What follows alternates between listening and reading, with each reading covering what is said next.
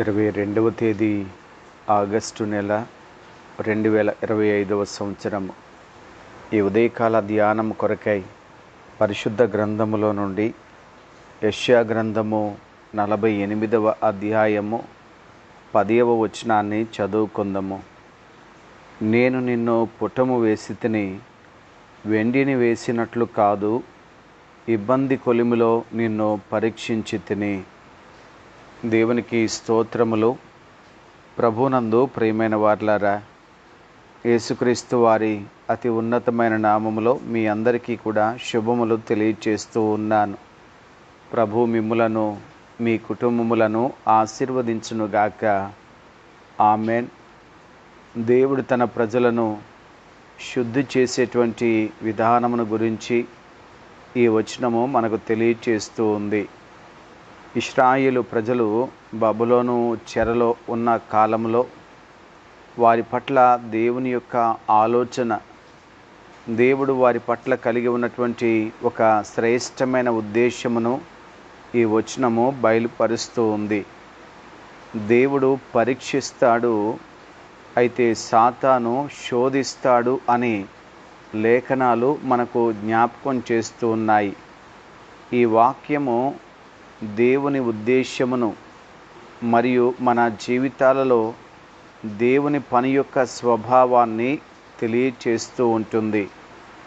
దైవికమైన శుద్ధీకరణ అనేది ఎంత మన జీవితాల్లో అవసరమై ఉన్నదో మనము గ్రహించాలి ప్రియులారా. దేవుని శుద్ధీకరణలో కష్టాల కొలిమి అనేది ఉంటుంది. ఇవి మన విశ్వాసాన్ని పరీక్షిస్తాయి మరియు మనను బలపరుస్తాయి, అంతేగాని మనలను నశింపచేయవు. ఈ కొలిమి అనేది, ఈ పరీక్షలు అనేవి మనకు ప్రయోజనకరమైనవే తప్ప అవి హానికరమైనవి కానే కాదు. ఇంకా చెప్పాలినంటే వీటి ద్వారా దేవుని యొక్క పరిశుద్ధ నామమునకు మహిమ కూడా కలుగుతుంది అని జ్ఞాపకం చేసుకోవాలి. ప్రియులరా, దేవుడు ఇబ్బంది కొలిమిలో పరీక్షిస్తాను అని చెప్పారు, కానీ కొలిమిలోనే విడిచిపెడతాను అని ఏమాత్రము కూడా చెప్పి ఉండలేదు. అవును కదండి. శ్రమలు, కష్టాలు, బాధలు మన జీవితంలో వస్తున్నాయి, కానీ అలాగే ఉండిపోవడం లేదు. మనను వాటికే అప్పగించడం లేదు. వాటన్నిటి నుండి కూడా ప్రభు మనను విడిపిస్తున్నారు అనేది ఎంత వాస్తవమో కదా. కనుక పరిశుద్ధ గ్రంథంలో పేతురు వ్రాసినటువంటి ఆ యొక్క పత్రికలలో కానీ, పౌలు పత్రికలలో కానీ చాలా సంగతులు మనకు నేర్పించే పాఠం ఏమిటనగా, దేవుడు ప్రతి పరిస్థితులలో నుండి కూడా మనను అద్భుతంగా రక్షిస్తున్నారు అని చెప్పి, ముఖ్యంగా కొరింథీయులకు రాసినటువంటి మొదటి పత్రిక 10వ అధ్యాయము 13వ వచనంలో వ్రాయబడిన మాట ఏమిటనగా, సాధారణంగా మనుషులకు కలుగు శోధన తప్ప మరి ఏదియూ మీకు సంభవింపలేదు. దేవుడు నమ్మదగిన వాడు. మీరు సహింపగలిగినంత కంటే ఎక్కువగా ఆయన మిమ్మును శోధింపబడనియ్యడు. అంతేకాదు, సహింపగలుగుటకు ఆయన శోధనతో కూడా తప్పించుకున్న మార్గమును కలుగచేయును. ఎంత చక్కగా దేవుని యొక్క మాటలు తెలియచేయబడుతున్నాయి. దేవుడు నమ్మదగిన వాడు. శోధనలలో సహితము కూడా, పరీక్షలలో సహితము కూడా, మనము ఎదుర్కొంటున్నటువంటి ఇబ్బందులు అనబడేటువంటి కొలిమిలాంటి ఆ పరిస్థితులలో సహితము కూడా దేవుడు మాత్రమే నమ్మదగిన వారు ప్రియులారా. ఆయన మనను విడిచిపెట్టేవారు కానే కాదు. పరీక్షల నుండి తప్పించుకొనడానికి దేవుడు మార్గాన్ని కూడా సూచిస్తారు అని వ్రాయబడింది. అంటే మన పరిస్థితులలో మనను విడిచిపెట్టడము అనేది ఒక్కనాటికి కూడా సంభవించదు. కనుక దేవుడు నన్ను మర్చిపోయాడు అని కానీ, దేవుడు నన్ను విడిచిపెట్టారు అని కానీ ఎప్పటికీ దయచేసి చెప్పొద్దు అని ప్రేమతో మనవి చేస్తూ ఉన్నాను. ఈ వచనము మన పోరాటములో వ్యర్థమైనవి కావు. అవి మనలను శుద్ధి చేసి బలపరచుటకు దేవుని చేత ఉద్దేశించబడినవి అని మనం తెలుసుకోవడానికి సహాయం చేస్తూ ఉంటుంది. అవును ప్రియులారా, ఏ పోరాటమైతే మనం ఎదుర్కొంటున్నామో, ఏ శ్రమనైతే మనం అనుభవిస్తున్నామో, ఏ వ్యాధిని, కష్టాన్ని లేక నష్టాలను, అవమానాలను కలిగి ఉంటున్నామో, ఇవన్నీ కూడా వ్యర్థమైనవి మాత్రం కాదు ప్రియులారా. వీటి పట్ల దేవునికి ఒక ఉద్దేశం ఉంది. ఏంటి ఆ ఉద్దేశం అనగా, మనము శుద్ధి చేయబడాలి, మనము బలపరచబడాలి, మనము ఇంకనూ దేవుడు కోరుకున్నటువంటి విలువైన స్థితిలోనికి మనము చేరాలి అని దేవుడు తలంచుచూ ఉన్నారు. నిజంగా మనకు ఈ వాక్య భాగము అర్థమైతే గనక ఈ కష్టాలు కేవలం మన జీవితాలకు అడ్డంకులు కాదు, మన ఆత్మీయ అభివృద్ధికి అవకాశాలు అని మనం చూడగలుగుతూ ఉంటాము. అవును ప్రియులారా, ఈ శ్రమలు, ఈ బాధలు, ఈ కొలిమి అనబడేటువంటివి మన జీవితాన్ని నశింపచేసేది కాదు, కానీ మనకు దేవుడు ఆత్మీయంగా ఎదగడానికి ఒక అవకాశంగా ఏర్పాటు చేసినది అని మర్చిపోవద్దండి. పౌలు గారు చెప్తూ ఉంటారు, రోమీయులకు రాసిన పత్రిక 5వ అధ్యాయము 3వ వచనం నుండి చదువుతూ ఉన్నాను. అంతేకాదు, శ్రమ ఓర్పును, ఓర్పు పరీక్షను, పరీక్ష నిరీక్షణను కలుగు చేయునని ఎరిగి శ్రమలయందును అతిశయపడదము. వింటున్న ప్రియ దేవుని బిడ్డలారా, గమనిస్తున్నారా? ఇక్కడ వ్రాయబడుతున్న మాట ఏమిటనగా, శ్రమ అనేది మన జీవితంలో కలుగు చేస్తుంది అని వ్రాయబడింది తప్ప తీసేస్తుంది లేక తొలగిస్తుంది లేక నష్టపరుస్తుంది అని చెప్పబడలేదు. శ్రమ ద్వారా ఓర్పు కలుగుతుంది, ఓర్పు ద్వారా పరీక్ష కలుగుతుంది, పరీక్ష ద్వారా నిరీక్షణ కలుగుతుంది అని వ్రాయబడింది. అంటే ఈ శ్రమలు అనబడేటువంటివి మన ఆత్మీయ జీవితంలో మనకు మేలైన వాటిని కలుగు చేయడానికి ఒక అవకాశంగా దేవుడు మనకి ఇస్తున్నారు అని గుర్తించినప్పుడు ఎంత ధైర్యంగా ఉంటామో, ఎంత చక్కగా దేవుని పట్ల విశ్వాసాన్ని కలిగి ఉంటాము ప్రియులారా. దేవుడు ఉన్నతమైన ఉద్దేశం కొరకు మన జీవితాలను శుద్ధి చేయాలి అని అనుకుంటున్నప్పుడట కష్టాల కొలిమి గుండా నడిపిస్తూ ఉంటాడట. అవును కదండి, మనము శుద్ధి చేయబడ్డము అనేది దేవుని యొక్క ఉద్దేశం అయితే, ఆ శుద్ధి చేయబడిన జీవితాల పట్ల దేవునికి ఇంకా ఎంత గొప్ప సంకల్పము, ఆలోచన ఉంటుందో ఒకసారి ఆలోచిస్తున్నారా, ఊహిస్తున్నారా? ఇశ్రాయేలు ప్రజలను ఐగుప్తు దేశంలో నుండి వెలుపలికి తీసుకుని వచ్చిన తర్వాత మోషే భక్తుని ద్వారా దేవుడు చెప్పిన మాటలు మనము జ్ఞాపకం చేసుకుంటే, అది ద్వితీయోపదేశకాండము 5వ అధ్యాయము 29వ వచనము. వారికిని వారి సంతానమునకును నిత్యము క్షేమము కలుగునట్లు వారు నాయందు భయభక్తులు కలిగి నా ఆజ్ఞలన్నిటినీ అనుసరించు మనసు వారికి ఉండిన మేలు అని చదువుతూ ఉన్నాము. అంత మాత్రమే కాదు, ఆ 4వ అధ్యాయము 20 వచనములో ఇలా చదువుతాము, యెహోవా మిమ్మును చేపట్టి నేడున్నట్లు మీరు తనకు స్వకీయ జనముగా ఉండుటకై ఐగుప్తు దేశములో నుండి ఆయన ఆ ఇనుప కలుములో నుండి మిమ్మును రప్పించెను. వింటున్నారా ప్రియులారా? ఐగుప్తు దేశము అనేది ఒక ఇనుప కొలిమి. ఎంతకాలం అక్కడ? 430 సంవత్సరాలు.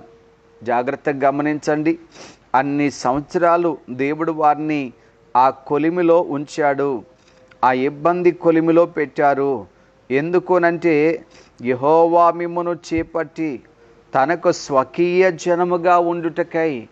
ఆలోచన చేస్తున్నారా? ఒక జనముగా ఉండడానికి ఒక ప్రత్యేకత కావాలి. అదే దేవుని సొంత ప్రజలుగా ఉండడానికి ఇంకా ఎంత ప్రత్యేకత కావాలి ప్రియులారా? ఎంత విశేషమైనటువంటి అర్హత కావాలి, ఎంత గొప్ప ఉన్నతమైన గుణగణాలు కలిగి ఉండాలి. అందుకనే దేవుడు నిన్ను అధికంగా శుద్ధి చేయాలి అనుకుంటున్నప్పుడు అధికంగా ఇబ్బందుల కొలిమి గుండా నడిపిస్తూ ఉంటారు. ఎక్కువగా శ్రమను ఎదుర్కొంటున్నావా? ఎక్కువగా పోరాటాలను ఎదుర్కొంటున్నావా? ఎక్కువగా అనేకమైన కష్టాల గుండా నీ జీవితం నడిపించబడుతుందా? సహోదరుడా, ప్రియ సహోదరి, ఒక సంగతి మర్చిపోవద్దు. నీవు అధికంగా శుద్ధి చేయబడాలని దేవుడు కోరుకుంటున్నారు. ఎందుకనంటే నీవు ఆయనకు స్వకీయ జనముగా మారడానికి, ఆయన విశేషమైన సంకల్పంలోనికి చేరడానికి, ఉన్నతమైన దేవుని యొక్క ఉద్దేశము నీ పట్ల నెరవేర్చబడ్డానికి నీవు మిక్కిలి ఉన్నతమైన శుద్ధి అనుభవంలోనికి రావాలి అని ప్రభు కోరుకుంటున్నారు. 430 సంవత్సరాలు ఇశ్రాయేలు ప్రజలకు అది ఎంత సుదీర్ఘమైన కాలమండి. కానీ వారు దేవుని స్వకీయ సంపాద్యంగా మారాలి అనంటే ఐగుప్తు అనే ఆ ఇబ్బంది కొలిమిలో వారు అంతకాలము ఉండవలసి వచ్చింది. స్నేహితుడా, ప్రియ సహోదరి, కలవరపడొద్దు. నీ కష్టాలకు కృంగిపోవద్దు. దేవునికి ఒక ఉద్దేశం ఉంది. దేవుడు నిన్ను శోధించువాడు కాదు. ప్రభువు నిన్ను పరీక్షిస్తూ ఉన్నారు. ఆ పరీక్ష ఒకవేళ కొలిమి లాంటిదేమో, అది శుద్ధి కొరకు మాత్రమే తప్ప నిన్ను నాశనము చేయడానికి మాత్రం కాదు. ఇవి ఆటంకాలు కాదు, ఒక అవకాశాలుగా దేవుడు నీకు నాకు ఇస్తున్నారు అని దయచేసి మర్చిపోవద్దు. జాగ్రత్తగా గమనించండి. ఏదైనా ఒక లోహాన్ని, వెండి కానీ బంగారాన్ని కానీ కొలిమిలో పెట్టి దాన్ని కాల్స్తున్నప్పుడు ప్రియులారా, దాని విలువ పెరుగుతుంది కదా కాల్చబడిన తర్వాత. ఎందుకంటే దానిలో ఉన్నటువంటి అపరిశుభ్రమైన పనికిరాని ప్రతి దాన్ని కూడా తీసేటువంటి ప్రక్రియయే అది పుటమ వేయబడేటువంటి ప్రక్రియ, కొలిమిలో వేయబడేటువంటి ప్రక్రియ. కనుక స్నేహితుడా, ప్రియ సహోదరి, నీవు ఒకవేళ కొలిమి అనుభవంలో ఉన్నావా? దేవుడు నీ విలువను అధికం చేయాలనుకుంటున్నాడు. నీ ఆత్మీయ విలువలను పెంచాలనుకుంటున్నారు. నీ ఆధ్యాత్మిక విలువలను అభివృద్ధి చేయాలి అని అనుకుంటున్నారు. కనుక నీలో ఉన్న అపవిత్రమైన వాటిని, అపరిశుభ్రమైన వాటిని, పనికిరాని వాటిని తొలగించాలి అని ప్రభు కోరుకుంటూ ఉన్నారు. ఎందుకు అలా దేవుడు చేయాలనుకుంటున్నారు? ఎందుకనంటే నీవు ఆయన పోలికలోనికి రావాలని బైబిల్ సెలవిస్తుంది. మత్తయి సువార్త 5వ అధ్యాయం ఆఖరి వచనంలో, మీ పరలోకపు తండ్రి పరిపూర్ణుడు గనుక మీరు కూడా పరిపూర్ణులుగా ఉండెదరు అని వాక్యం తెలియచేస్తూ ఉంది. వింటున్న ప్రియ దైవజనమా, క్రీస్తును పోలినటువంటి పరిపూర్ణతలోనికి, పరిశుద్ధతలోనికి మనము చేరాలి అనంటే ఎంతగా కాల్చబడవలసి ఉన్నదో ఒకసారి ఆలోచన చేస్తున్నారా?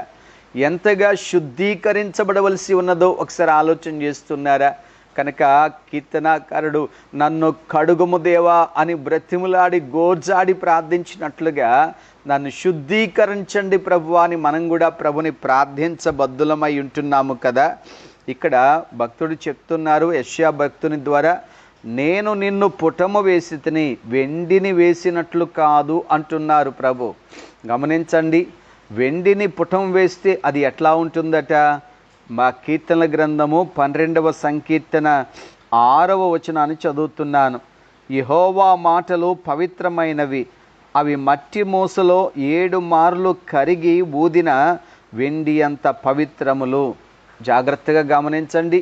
వెండి 7 పర్యాయములు అది పుటము వేయబడి అది మట్టి మూసలో ఊదబడినటువంటి పరిస్థితుల్లోనికి వెళుతుందట.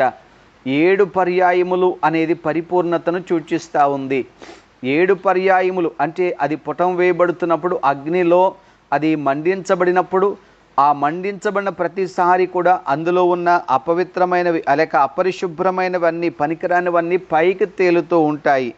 ఈ పైకి తేలేటువంటి ప్రాసెస్ అంతటినీ కూడా, ఈ పుటం వేసే ప్రాసెస్ అంతటినీ కూడా డ్రాస్ అనేటువంటి ప్రాసెస్ అని పిలుస్తూ ఉంటారు. అయితే ఈ పుటం వేసిన ప్రతిసారి కూడా ప్రతి వ్యర్థమైనది పైకి తేలుతూ ఉంటుంది, దాన్ని తొలగిస్తూ ఉంటారు. ఇలా 7 పర్యాయములు వెండిని పుటం వేస్తే అది ఊదితే, మరి వెండికే 7 పర్యాయములు పుటం వేయవలసిన అవసరం వస్తే మరి బంగారానికి ఇంకా ఎంత అవసరమండి శుద్ధి? వెండి కంటే బంగారము చాలా విలువైనది కదా. మరి బంగారమును ఎంతగా పవిత్రపరచాలి, ఎంతగా అది అగ్ని కొలిమిలోనికి వెళ్ళాలి, ఎంతగా దానిని పుటం వేయవలసిన అవసరం ఉంది. స్నేహితుడా, ప్రియ సహోదరి, పేతురు గారు అందుకే తన రాసిన మొదటి పత్రిక 1వ అధ్యాయం 7వ వచనంలో చెప్తారు, నశించిపోవు సువర్ణము అగ్ని పరీక్ష వలన శుద్ధిపరచబడుచున్నది కదా, దానికంటే అమూల్యమైన మీ విశ్వాసము ఈ శోధనల చేత పరీక్షకు నిలిచినదై యేసుక్రీస్తు ప్రత్యక్షమైనప్పుడు మీకు మెప్పును, మహిమను, ఘనతను కలుగుటకు కారణమవును. దేవునికి స్తోత్రం అండి. ప్రియులారా, ఈ లోకంలో కొన్ని వస్తువులు లేక బంగారము, వెండి అవే పుటం వేయబడుతున్నాయి. అవి నశించిపోయేవే. కానీ అమూల్యమైన మన జీవితము, మన విశ్వాస జీవితము, మన ఆత్మీయ జీవితము ఈ శోధనల ద్వారా, ఈ పరీక్షల ద్వారా, ఈ శ్రమల ద్వారా పుటం వేయబడినప్పుడట శ్రేష్టమైన బహుమానము ప్రభు అయిన యేసుక్రీస్తు ద్వారా మనము పొందబోతున్నాం. ఏంటండి ఆ బహుమానము? యాకోబు పత్రిక 1వ అధ్యాయం 12వ వచనము, శోధన సహించువాడు ధన్యుడు, అతడు శోధనకు నిలిచిన వాడే ప్రభు తన్ను ప్రేమించు వారికి వాగ్దానం చేసిన జీవ కిరీటము పొందును. దేవునికి స్తోత్రములు. సహోదరుడా, ప్రియ సహోదరి, కలవరపడొద్దు. శ్రమల గుండా వెళుతున్నావా? పరీక్షల గుండా వెళుతున్నావా? అనేకమైనటువంటి ఆటంకాలు, ఇబ్బందులు నీ జీవితంలో సంభవిస్తూ ఉన్నాయా? దేవునికి ఒక ఉద్దేశం ఉంది. నీవు శుద్ధి చేయబడాలి అనేది, నీవు పరిపూర్ణతలోనికి రావాలి అనేది. ఎంతగా పుటం వేయబడతామో అంతగా దేవునికి దగ్గర కాగలుగుతాము. ఎంతగా పుటం వేయబడతామో అంతగా దేవుని పైన ఆధారపడగలుగుతాము. ఎంతగా పుటం వేయబడతామో అంతగా మన కనుదృష్టి మన దేవుని పైన ఉంచగలుగుతూ ఉంటాము. కనుక కలవరపడొద్దు. దేవుడు నిన్ను పుటం వేస్తున్నాడు తప్ప ఆయన అగ్నిలో విడిచిపెట్టేవాడు కానే కాదు. శ్రమలకు అప్పగించేవాడు కానే కాదు. నిన్ను శుద్ధ సువర్ణంగా వెలుపలకు తీసుకుని వచ్చి నీ ఆత్మీయ విలువలను పెంచి ఒక శ్రేష్టమైన బహుమానాన్ని నీకు అందించాలని దేవుడు కోరుకుంటున్నారు. కనుక ప్రభు వైపు చూడు, ప్రభు పైన విశ్వాసముంచు, ప్రభు ద్వారా బలపరచబడుము. అంత మాత్రమే కాదు, దేవునికి మహిమకరంగా జీవించుదాం. ప్రభు మనను ఆశీర్వదించునుగాక. ఆమెన్. దయగలిగిన తండ్రి, మీకు వందనాలు. ఈ ఉదయకాలం ప్రభువా మీ వాక్యం ద్వారా మాతో మాట్లాడుతూ ఉన్నారు తండ్రి. ఆనాడు ఇశ్రాయేలు ప్రజలను బబులోను కొలిమిలో వారిని పుటం వేస్తూ వచ్చారు. ఎందుకంటే వారిని మీ సొత్తుగా మార్చుకోవడానికి, మీకోసమని చెప్తున్నారు ప్రభువా. ఐగుప్తు కొలిమిలోంచి తీసుకుని వచ్చి మీ స్వకీయ సంపాద్యంగా చేసుకున్నట్లుగానే మా జీవితంలో కూడా ప్రభువా కొన్ని పరిస్థితుల గుండా, కొలిమి లాంటి శ్రమల గుండా మేము వెళుతున్నాము. మేము మీ సొత్తుగా, మీకు ఇష్టమైన ప్రజలముగా, మీ పోలికలోనికి మార్చబడ్డానికి. కనుక మీ వాక్యం వింటున్న బిడలు ఏ పరిస్థితులను బట్టి కలవరపడకుండా అన్ని పరిస్థితుల్లోనూ కూడా వారు ధైర్యం తెచ్చుకోవడానికి సహాయం చేయండి. దైవజనులను దీవించండి నాయన. పరిచర్యలో ఎదురవుతున్నటువంటి ప్రతి ఆటంకాలలో కూడా మీరు తోడై ఉంటున్నందుకే మీకు స్తోత్రాలు. వారిని వాడుకోనండి, ఆశీర్వదించండి, బలపరిచి మహిమ పొందండి. యేసు నామమున ప్రార్థిస్తున్నాము తండ్రి. ఆమెన్.